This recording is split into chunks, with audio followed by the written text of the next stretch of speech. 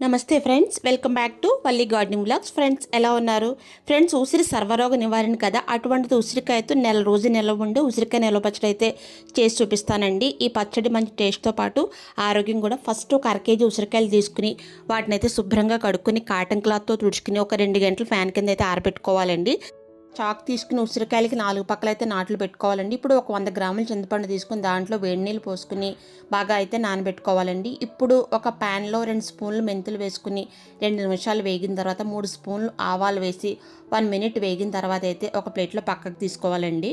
ఆవాలు మెంతులు చల్లారిన తర్వాత మాత్రమే మిక్సీ పట్టుకోవాలండి. ఇప్పుడు ఒక ప్యాన్లో కాస్త నూనె ఎక్కువగా తీసుకుని ముందుగా నాట్లు పెట్టుకున్న ఉసిరికాయలని చిన్న మంట మీద ఒక 2 నిమిషాలు కాస్త రంగు మారే వరకు వేగించుకోవాలండి. ఈ పచ్చడికి నువ్వుల నూనె అయితే ఇంకా బాగుంటుంది.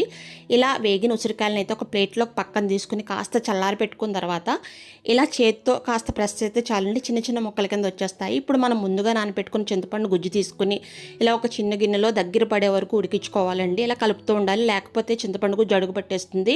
ఇప్పుడు లాస్ట్లో అయితే తాలింపు పెట్టుకుందామండి. అదే నూనెలో ఆవాలు జీలకర్ర వేసి వేగిన తర్వాత 8 ఎండుమిర్చి, కరివేపాకు, పసుపు, నచ్చితే 8 వెల్లుల్లి రెబ్బలు దంచిన పేస్ట్ కూడా వేసుకుని ఉడికిన చింతపండు గుజ్జు కూడా వేసుకుని బాగా కలుపుకుని స్టవ్ ఆఫ్ చేసుకుని బాగా చల్లారి పెట్టుకోవాలండి.